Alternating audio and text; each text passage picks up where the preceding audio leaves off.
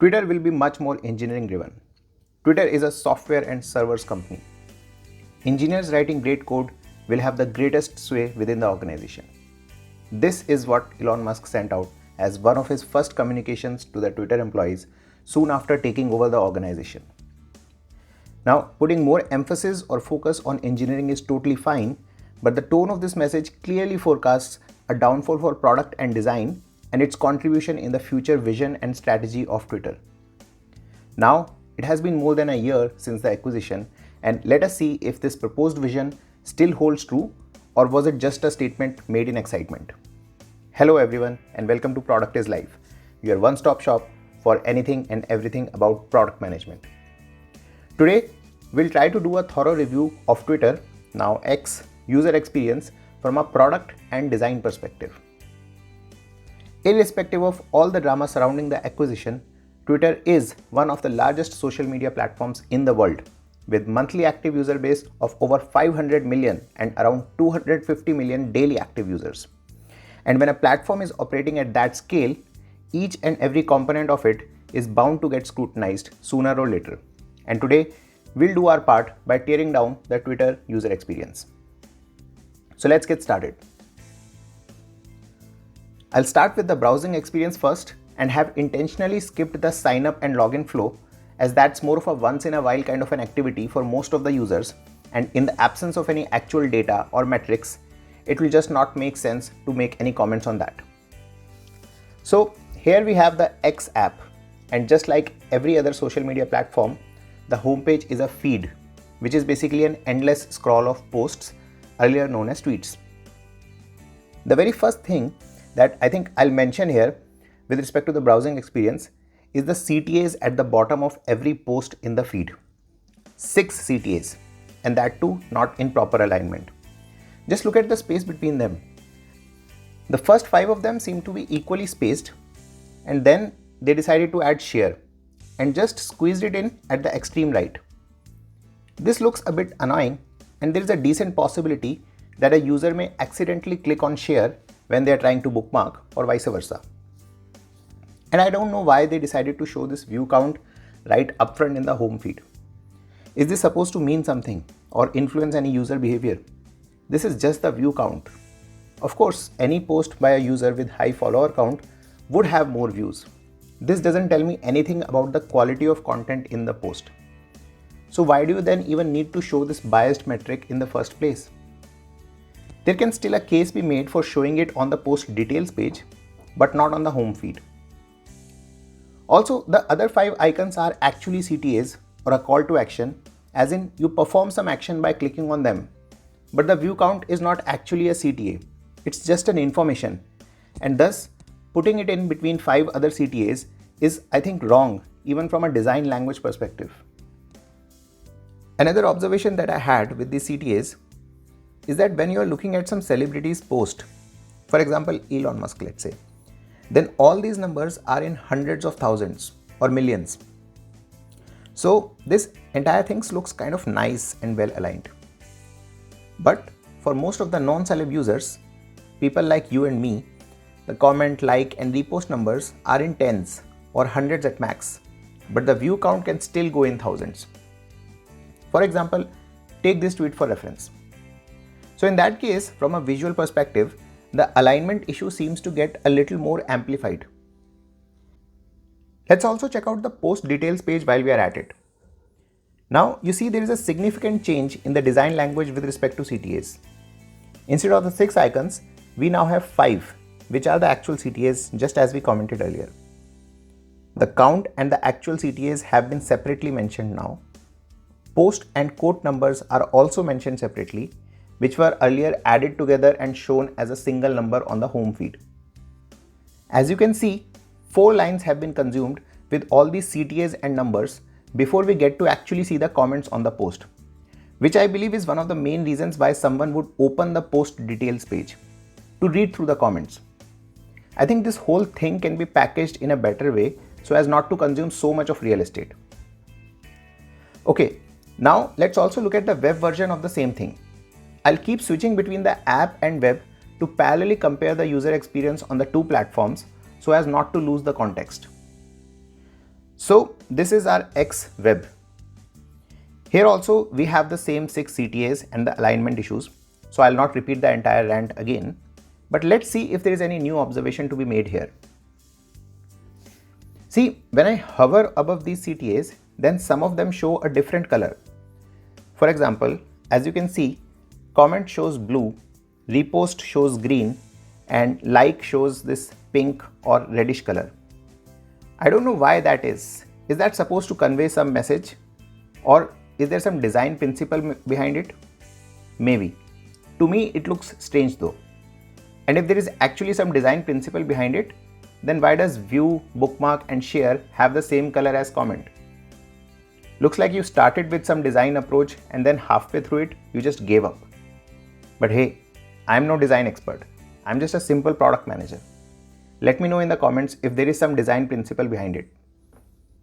My guess is that as the view and bookmark were added post the Twitter acquisition, and since during that time, Twitter went through a lot of changes in a very short span of time for a platform of that big a scale, I think a lot of such issues cropped up.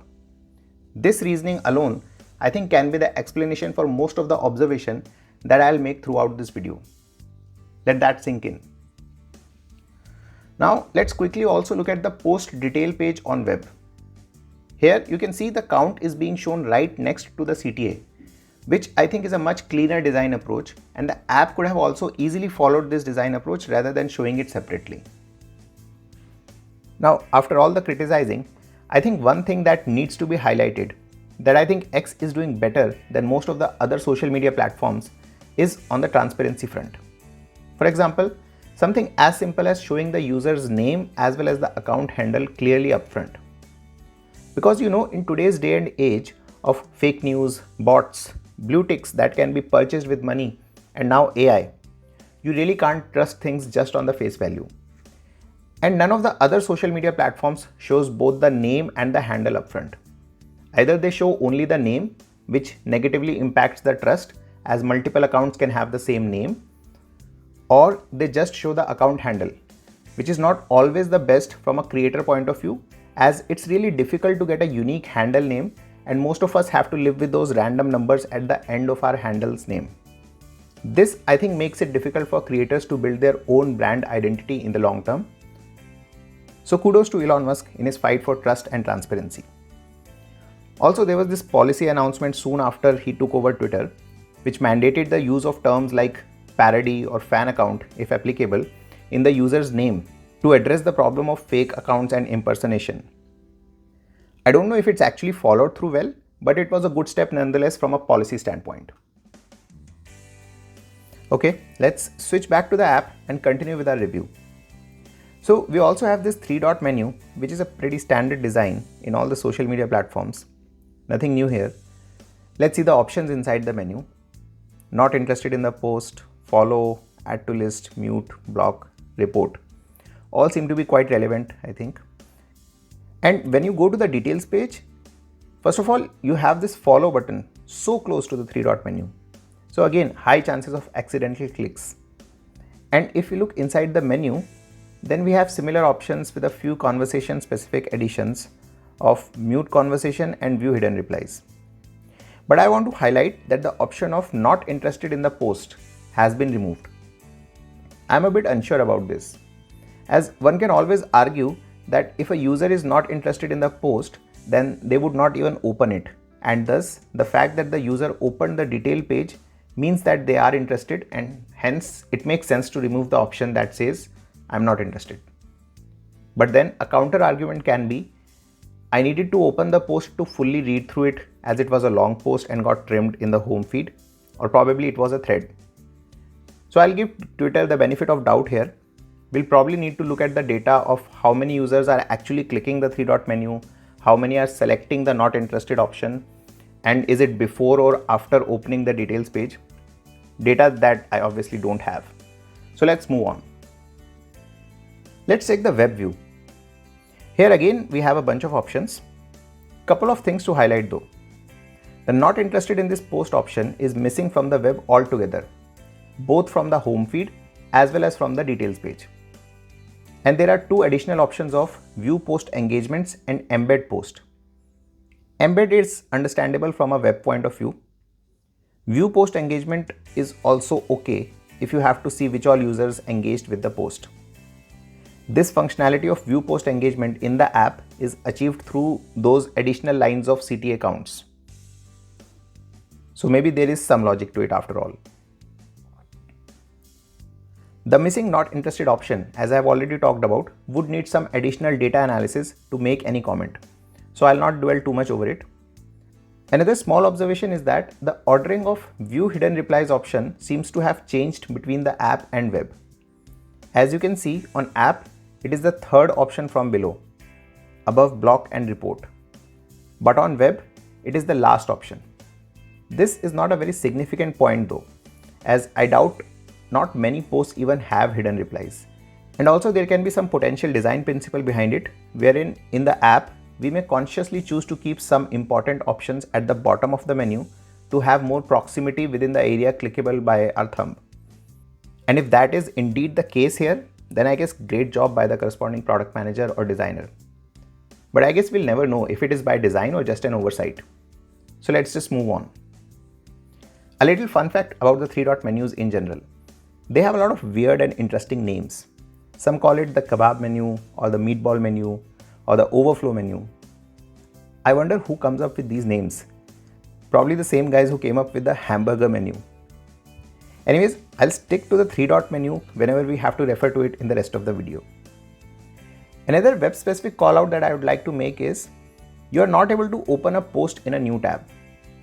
Now, I'll not go on and explain about why open in new tab is such an important feature for your browsing experience on laptops and desktops. It is literally the first option in the right click menu in all the browsers. We need it, period. One can argue that you can always bookmark the post if you want to refer to it later, but we all know what bookmarks really are. It's actually a graveyard of things we would like to read one day, but that day never comes. At least that has been my own personal experience and the feedback of many from friends and family that I have discussed it with. The return rate or the likelihood of someone actually coming back later on and reading the entire post or its comments intuitively just seems to be a lot higher for an open tab rather than the bookmarks. On that note about bookmarks, I think Twitter should build in some intelligent nudges for people to refer to their bookmarks later on. Right now, I at least just bookmark interesting stuff and forget about it. If one of my bookmark posts shows up in the homepage feed as a reminder, then I think I would be much more likely to engage with it again. Moving on with the browsing experience, let's quickly talk about ads, and then we'll jump to the post creation journey on X. Now, it's common knowledge that ad revenue is the major source of income for any social media platform, and X is no exception. They also will, of course, show ads, but the point is how transparent you are while showing the ads, or is it that under the disguise of making it native, you are consciously making it hard for the users to figure out if it's an ad or an actual UGC, that is user generated content. X, as we can see, places an ad tag with a gray background towards the top right of the ad. Now, there are two things that are suspicious here: the gray background and the top right placement of the ad tag, rather than the top left, which is more like an industry standard. Now, this could very well be just my observation and not a larger generalization, but since I am a dark mode user, the ad tag with its gray background blends quite well into the dark theme, and thus I find it relatively difficult to identify instinctively if it's an ad or UGC. It does take me a fraction of a second to figure that out, and that is not an insignificant time actually. I'll agree that if I switch to the light mode, then the ad tag becomes a little more noticeable. But then, what percentage of users prefer dark mode over light mode? And this is something that's really surprising. Till a few years back, dark mode users used to be a minority. But over the last few years, the trend has completely changed. As per various surveys, dark mode users now make up for as high as 75 to 80% of the entire user base. I'll not go too much into the details of the accuracy of this data for now, but given that multiple surveys across different platforms is giving the same insight, I think we can safely assume that dark mode users are a very significant portion of any major platform's user base, even if it is not as high as 75 to 80%. And another thing supporting my argument that X is probably trying to subtly but consciously hide the ad tag is that when you switch to the web view, the gray background is missing, as you can see. So clearly there is some conscious design play here. Now let's not make it a discussion about what's the dark mode user percentage on laptops versus mobile devices. My hunch is that most laptops are by default in the light mode and people don't usually change these settings on laptops. And again, as I said, I'm not a design expert, but as a product manager, I think the visibility would have been much higher had this tag been placed towards the top left near the user's name. In fact, that is exactly where all the other major social media platforms place the ad tag, be it Facebook, Instagram, YouTube, or LinkedIn. Some call it sponsored, some call it promoted, or whatever, but the placement is always on the top left. Also, I think there is some design rule which talks about the Z-shaped pattern, highlighting the same point that users in general read the content in the top left before they read the content in the top right. UX designers out there, please let me know in the comments what do you think about this issue. Another call out with respect to ads. We just saw that the not interested in this post option was missing from the web in the 3-dot menu. Well, on the same lines, the I don't like this ad option, which is present in the app's 3-dot menu, is conveniently missing from the web. I was still okay with this option missing for posts, but for ads, I think this is really an important option, both from a user point of view as well as from an advertiser's point of view. I, as a user, don't want certain specific kind of ads to be appearing on my feed. And at the same time, if the user has the option to let the platform know what kind of ads are they not interested in, then Twitter can build a better targeting profile. And that in turn may lead to a better ROI on the ad spend for advertisers. A win-win for both the stakeholders. But what can we do? It is what it is. Okay, so as I said, enough with the browsing experience for now. Let's jump to the post creation journey now. So let's open the app once again. Here we have this Fab button, that is the floating action button. We click on it and it gives us 4 options: post, photos, spaces, and go live. Let's click on the post CTA. The post creation form opens up. Keyboard opens up by default. That is good. There are quite a few CTAs here. Let's go through them one by one. First, we have this thing called public here. Let's click on it. So this is basically giving me an option to select the audience. Default is public, or I can select any of my communities. So far so good. However, this green colored check mark seems a little out of place. This is probably the first time I saw green so prominently in Twitter's theme. Also, a part of the community details seems to be getting trimmed. This definitely looks like a UI bug. However, I'm not sure if it's device specific issue or generic issue. Okay, let's keep the audience as public for now and proceed. Then you have this input area to actually type your post, pretty standard. Next, you have the camera option and some of the recent media files in your phone, I believe. Okay, nothing to call out here. This is all good. Now, this next CTA says everyone can reply. This is basically to select who all can reply to your post. Since unfortunately, social media platforms nowadays are filled with all kinds of trolls or unnecessary hate comments, I think having this as a handy CTA is actually a good thing. I think Instagram doesn't have this option. They, I guess, have some setting to just disable commenting altogether. But I think this is better. Let's click on it. Okay, a bunch of options. Default is everyone again with the same out of the place green color. And then we have verified accounts, accounts you follow, and only accounts you mention. I think all 3 of them are pretty self-explanatory, so no need to over-explain them. Just one minor comment I have here is with respect to the UI copy. You see, if I select verified accounts, then it says only verified accounts can reply, which is perfect. Now let me select another option. I select accounts you follow. Now the UI copy says accounts you follow can reply. It could have been a little better had they just maintained the same consistency and said only accounts you follow can reply.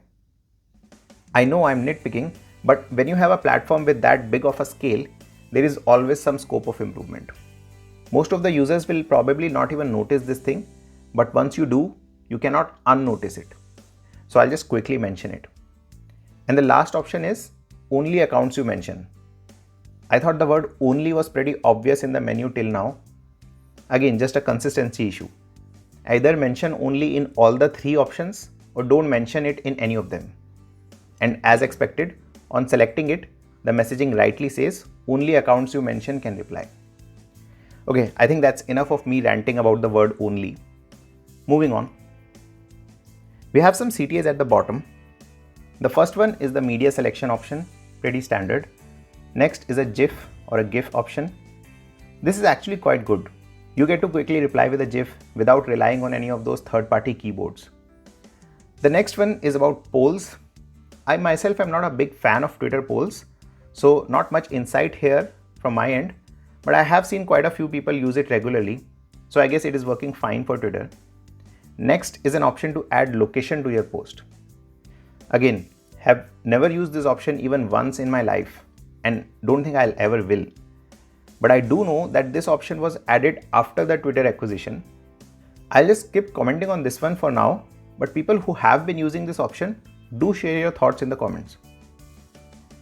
Then you have this timer kind of a circle to tell you how much of the character limit is used or available. Seems alright.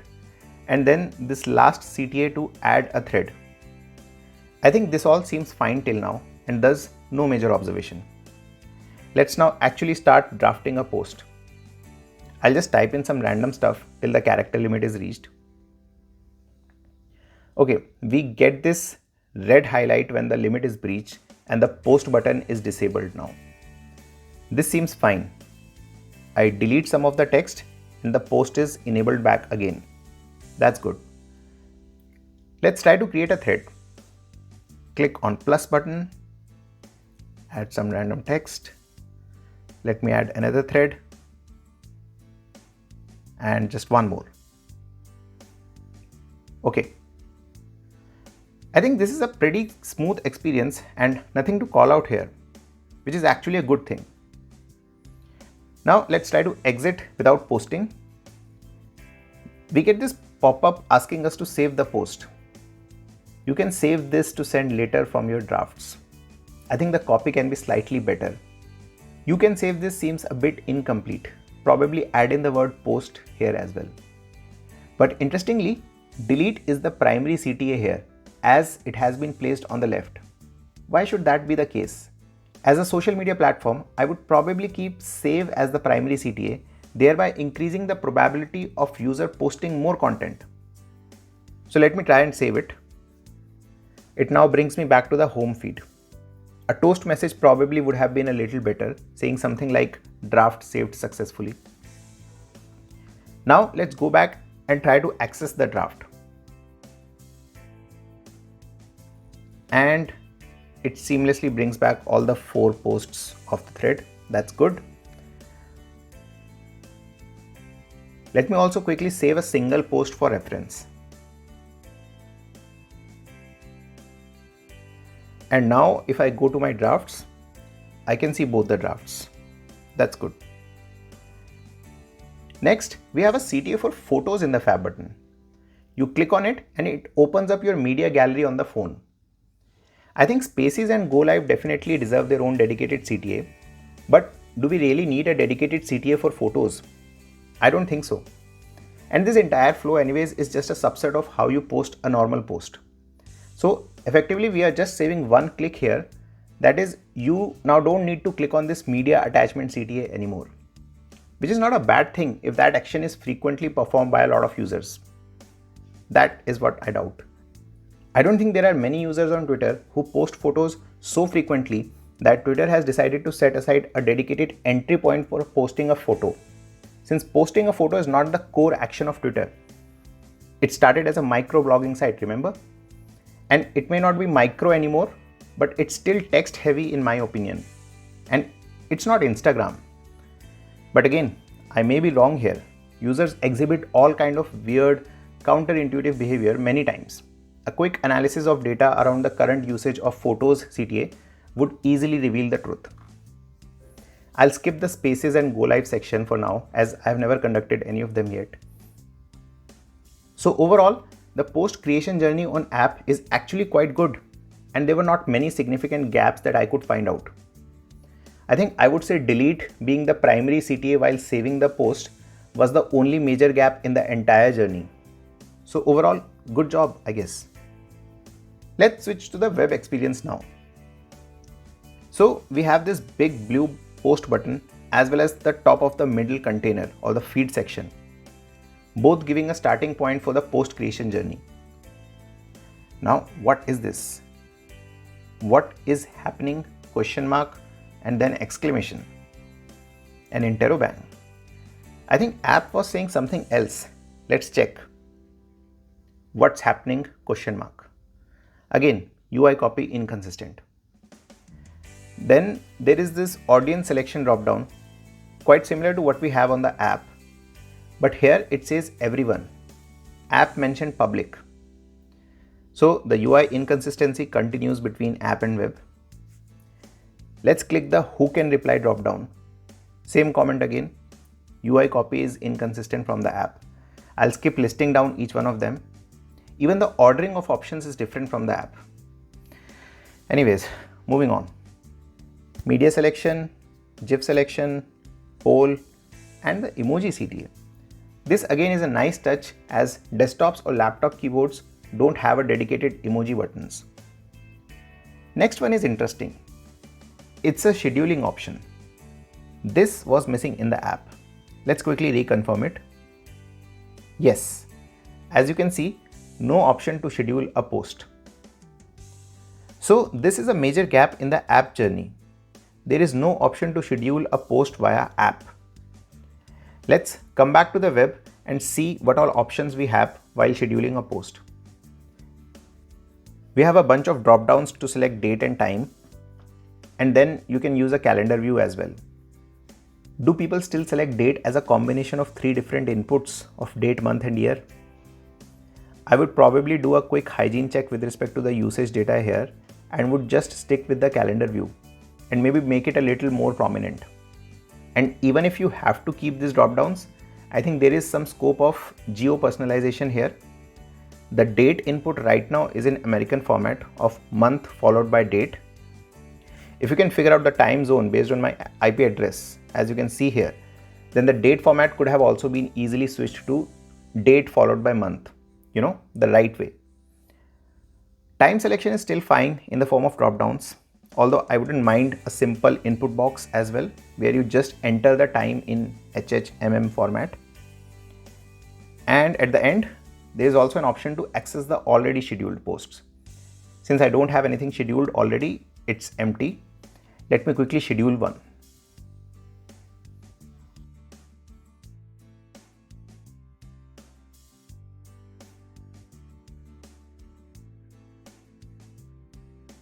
The CTA changed from post to schedule. That is good.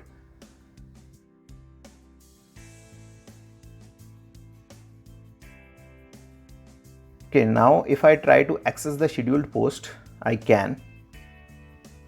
And then there is also this edit button now, which gives me the option to delete a scheduled post. So I'll just go ahead and delete it. That's an interesting choice of color once again. The same pink or a red tone of the like button. Anyways, let me delete it.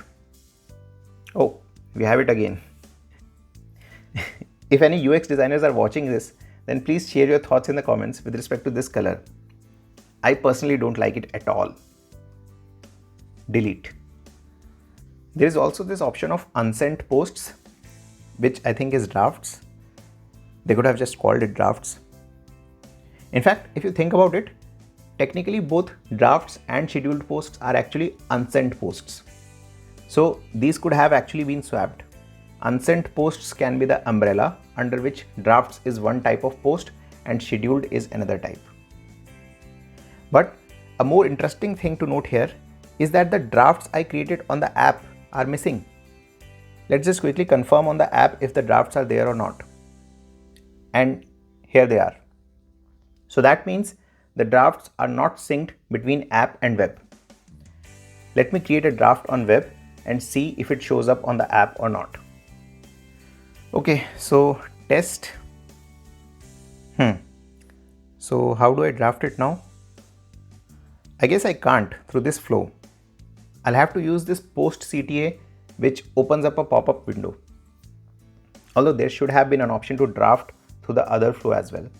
Anyways, let's use the pop-up window. Test and close. A quick side note, close CTA is on the top left. This seems to be a Mac versus Windows standards thing, I guess. But still, on web, I think close on the top right is the standard. So now I close it, and then we have this option to save the draft, save post. You can save this to send later from your drafts. UI copy inconsistency again from the app. But interestingly, on web, save is rightly the primary CTA as opposed to app, which had delete as the primary CTA. And the color theme is now black and white as opposed to the red and white we just saw a few minutes back. The color theme, I must say, is really messed up quite a bit across the platform.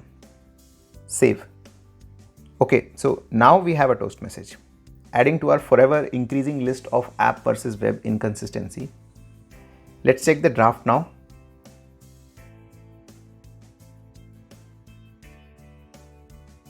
So we have it here. But does it show in the app as well? Let's check. Post, draft, and no, it doesn't. So our initial guess was correct. The drafts are not synced between app and web. This is a serious concern, as it points to a potentially more serious backend issue. There seems to be a different backend setup for app drafts versus web drafts. The inconsistencies between app and web, as we have seen, has been a recurring problem throughout the X platform. But till now, most of these inconsistencies were front-end based. This is the first time we saw a major backend based inconsistency, and that, to me, is a serious problem. The reason why I think this is a problem worth highlighting is that at times it suggests as if the backend systems for the app and the web platform are significantly different. Just like we saw in the case of drafts. That is a very serious product design flaw. It potentially means that for any new feature development, the backend system development needs to be done separately for different front-end platforms. This would in turn lead to twice the development time, or thrice if the backend for iOS is also separate, twice the testing time, and a lot more scope of errors. Even if maybe not exactly twice always, but there will be some significant incremental front-end platform specific backend development time. And don't get me wrong, sometimes there are some genuine use cases where it makes sense to have separate backend systems, but not for stuff like this. The point is that if such discrepancies are left unchecked for a long time, these small issues will just keep piling up and would lead to a point where they would start influencing major product design approach in the future. And looking at the way things are, probably X has already reached the point. And that is the reason why I have been highlighting a lot of such app versus web discrepancies throughout this video. It was all a build up to bring across this point. Okay, now the post creation journey on web seems to have brought up a lot of comments till now. Let's continue. So we were done with the drafts and scheduled posts. Let's also explore the thread drafting experience on web. Test 1 plus test 2 plus. By the way, this add button and the post all button seems to be a little too close to each other.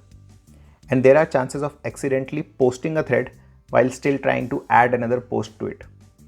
I think the placement of this plus button can be relooked at.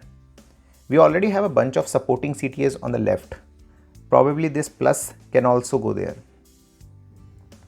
Okay, test 3. So let's exit without posting. Discard thread. This can't be undone and you will lose your draft. Okay, so another addition to our app versus web discrepancy. We were able to save a thread on app, but not on web. So let me discard it for now. But what do you think about threads on app versus web? If you were to create a thread, would you do it on app or web? I am a little more inclined towards web because I think A, threads are usually not instant thoughts that are put out instantly.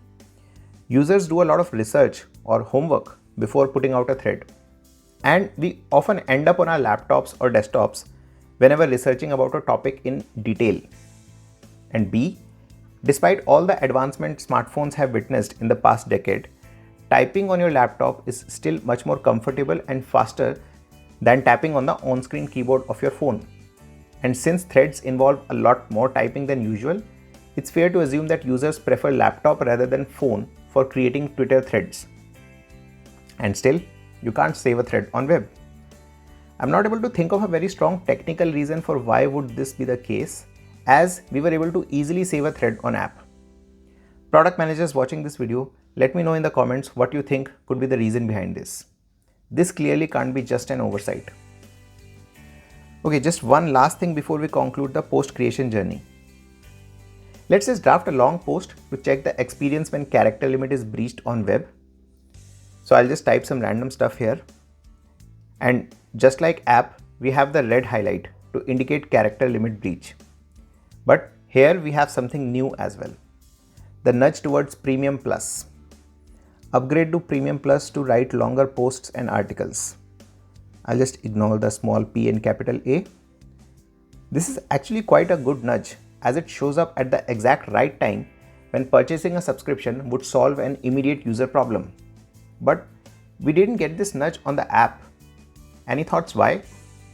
Well, my guess is because of the in-app purchase commission to Apple and Google. This is also reflected in the web versus app pricing for different premium plans. As you can see, on the web, it is asking for 1300 rupees per month. But if you go to app, it is 2150 rupees per month. So that means approximately 40% goes out as commission. That's huge. So if you ever plan to purchase the premium plan, do it via web. But let's not discuss over the pricing difference, as this is outside of your scope as a product manager or as anyone for that matter. And there is nothing you can do about it. However, let's explore the X Premium subscription user journey. First of all, the messaging that showed up in the nudge while drafting a post was a bit misleading. It said, upgrade to Premium Plus to write longer posts and articles. But if you look at the plans, Premium Plus is actually the topmost plan. And if the objective is just to write longer posts and articles, then that can very well be achieved with the basic plan as well. And Premium Plus is 1300 per month, whereas basic is 243.75 per month.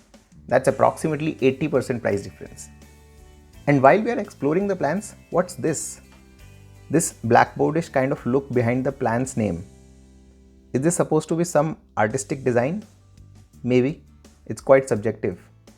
I would have preferred just a solid black color though. So let's also see what all extra do we get as part of different premium plans. Quite a lot of features actually. Grok access, no ads, bunch of post related features, then creator related features, verification, checkmark. Is it called a checkmark or a tick? I think app refers to it as a blue tick. Let's quickly reconfirm. Yes, as you can see, blue tick. Do you think this difference matters? Well, I think it does. When building a subscription service, these high-level brandings of key features are very important and there should be no confusion around it. Amazon, for example, does a great job when it comes to branding its subscription service, that is Prime. And they always have these campaigns about early sale access for Prime users or extra discount or free delivery for Prime users. It's very clear who they are referring to. They even named their entire OTT platform on the same. And a lot of other platforms refer to their subscription users as gold members, and then there is clear communication around gold members. But with X, there are quite a few confusion. Am I a blue checkmark user or a blue tick user? And with the plan names as well, you see, Premium is the subscription service and Premium is also the name of one of the 3 plans within the subscription service.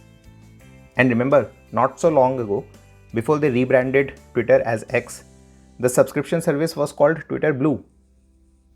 So effectively, if there are two users, one who has purchased the basic plan of the premium subscription service and another who has purchased the premium plan of the premium subscription service. Now, let's say both of them are saying, I am a premium user. Technically, both of them are correct, but actually they mean different things. One is referring to premium as an umbrella subscription service and another is referring to premium as a plan. I think I have made my point with respect to the scope of confusion here. And just one last thing before we move on from the subscription service, look at the fav icon here. A red colored X as opposed to the usual white colored X. Who cares about brand guidelines, right? Okay, a quick recap now. So far we have reviewed the browsing experience, the post creation experience, and a few high level observations around the messaging of the premium subscription service. What's left? Let's check the Explore tab on the app first. You get a bunch of trending topics in different categories: for you, trending, news, sports, entertainment. And next to each trend, we have this 3-dot menu, which gives me the option of I'm not interested in this trend and this trend is harmful. Let me try marking a trend as not interested. Okay, it just goes away with the message. Fine. Let me try marking it as spam now. The same message, but now as a toast. I have no idea why the UX is different. Let's try searching something. Let's just search for product management.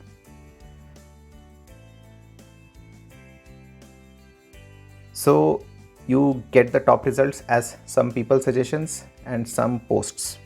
Also, there is this categorization of top, latest, people, media, and lists. This is all quite standard, I guess. But what's this fab button doing here? And it takes you to the post creation flow. Why do we need an entry for post creation when I'm searching for something? There is clearly a disconnect here. While searching for something, the platform's focus should be that the search results are most relevant and how to showcase them in the best possible way so that the user engages with one of the search results. Adding a completely unrelated user flow like create a post doesn't make any sense at all. This fab button should be removed. And at the top we have filters, pretty basic set of filters, and a 3-dot menu which says search settings and share. Search settings again are quite basic. And share. Do users want to share the entire search result page? I don't think so. This all seems to be legacy options to me, which were built probably in the early Twitter days and then nobody just bothered looking into it again. Let's switch to the web view. Click on Explore. Okay, so we have a layout pretty similar to the app.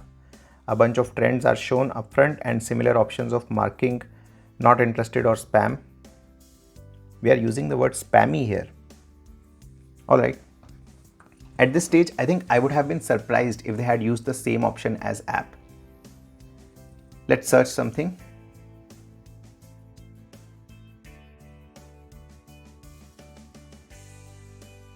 Similar search result page as well.